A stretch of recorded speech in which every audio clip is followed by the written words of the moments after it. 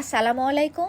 আজকে রান্না করব অনেক স্পাইসি আর অনেক মজার বিফ নুডলস। যাদের নুডলস রান্না করলে একদমই আঠালো হয়ে যায়, ঝরঝরা হয় না, আজকের রেসিপিটি স্পেশালি তাদের জন্য। কিছু টিপস শেয়ার করব যেগুলো ফলো করলে আপনাদের নুডলসও একদম ঝরঝরা হবে আর অনেক বেশি মজার হবে। নুডলস ঝরঝরা করার সব থেকে বড় টিপস হচ্ছে নুডলস সেদ্ধ করার পাতিলটা অবশ্যই অনেক বড় নিতে হবে আর পাতিলের মধ্যে অল্প একটু সয়াবিন তেল আর 1 চা চামচ মতো লবণ দিতে হবে। পানিটা ঢাকনা দিয়ে ঢেকে দিতে হবে। যখন দেখবেন পানি একদম ফুটে উঠেছে তখন নুডলস গুলো দিয়ে দিতে হবে। নুডলস আঠালো হওয়ার সব থেকে বড় কারণই হচ্ছে এটা, আমরা ভালো মতো পানি ফুটাই না। পানি একটু গরম হলে নুডলস গুলো দিয়ে দিই, সেই ক্ষেত্রে দেখা যায় নুডলস গুলো অনেকটা আঠালো হয়ে গেছে। নুডলস গুলো দেওয়ার পর একটু নাড়াচাড়া করে দিব যেন একটার সাথে একটা লেগে না যায়। নাড়াচাড়া করা হয়ে গেলে ঢাকনা দিয়ে ঢেকে দিতে হবে। এখানে ছোট্ট একটা টিপস হচ্ছে নুডলস সেদ্ধ করার সময় চুলার আঁচটা অনেক হাই রাখতে হবে। অল্প আঁচে রান্না করলে দেখা যায় কি নুডলস পানির কারণে অনেক ফুলে যায় আর আঠালো হয়ে যায়। ঢাকনা উঠিয়ে নুডলসটা একটু নাড়াচাড়া করে নিব।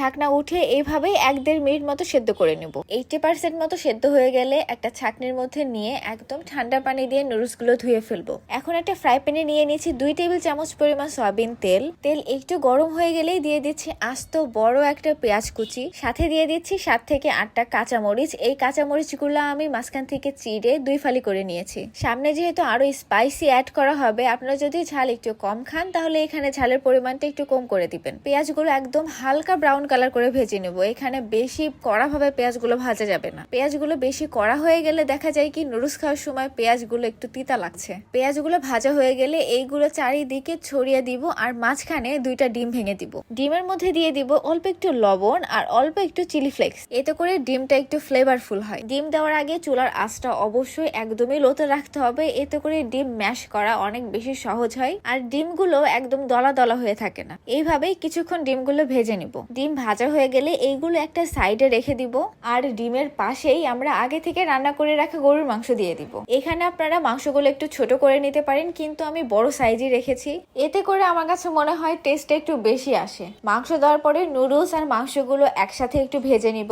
ফিফা খেলা দেখার আগে যেহেতু 20 মিনিটে নুডলস রান্না করেছি, তাই এই নুডলসের রেসিপিটা একটু শর্টকাটে করেছি। এখন এই ডিম আর মাংসের মধ্যে দিয়ে দিব আগে থেকে সেদ্ধ করে ধুয়ে রাখা নুডলস গুলো। আপনারা নুডলস ধোয়ার পরে একটু তেল মাখিয়ে রাখতে পারেন, এতে করে নুডলস গুলো আরো বেশি ঝরঝরা হয় আর একদমই স্টিকি হয় না। নুডলস একটু নাড়াচাড়া করে এটার মধ্যে দিয়ে দিচ্ছি পরিমাণ মতো লবণ আর নুডলস এর ভিতরে যে মশলাটা দেওয়া থাকে সেই মশলাগুলো। এখন দিয়ে দিব 1 চা চামচ সয়া সস আর 1 চা চামচ গ্রিন চিলি সস, সাথে দিয়ে দিব 2 টেবিল চামচ পরিমাণ টমেটো সস। আর একটু বেশি স্পাইসি করার জন্য এটার মধ্যে দিয়ে দিচ্ছি চিলি ফ্লেক্স। এখন এই সবকিছু একসাথে খুবই ভালো মতো মিশিয়ে নিব, কিন্তু এই সময় খেয়াল রাখতে হবে বেশি জোরে নাড়াচাড়া করা যাবে না, এতে করে নুডলস গুলো ভেঙে যাবে আর নুডলস গুলো অনেক বেশি আঠালো হয়ে যেতে পারে। মিডিয়াম আছে এইভাবে আস্তে আস্তে নাড়াচাড়া করে সব মিশিয়ে নিব। এইভাবে 5 থেকে 6 মিনিট মতো নুডলস গুলো ভেজে নিব। এই নুডলসটা আমি একদমই শর্টকাটে আর খুবই কম মশলা দিয়ে রান্না করেছি, কিন্তু খেতে অনেক বেশি মজা হয়। বাসায় যদি অল্প একটু রান্না করে গরুর মাংস থাকে তাহলে এইভাবে অবশ্যই একদিন ট্রাই করবেন। আর আমি এই মাংসগুলো স্পেশালি খেলা দেখার সময় নুডলস রান্না করব দেখে বাঁচিয়ে রেখেছিলাম। এই তো রেডি আমাদের অনেক জলদি অনেক মজার বিফ নুডলস রেসিপি। রেসিপিটা ভালো লাগলে অবশ্যই লাইক দিবেন, কমেন্টে আপনার মতামত জানাতে পারেন। এমন আরো অনেক রেসিপি আর রান্নার ছোটখাটো টিপসের জন্য আমার চ্যানেলটি সাবস্ক্রাইব করে পাশে থাকবেন। এতক্ষণ সঙ্গে থাকার জন্য অনেক ধন্যবাদ।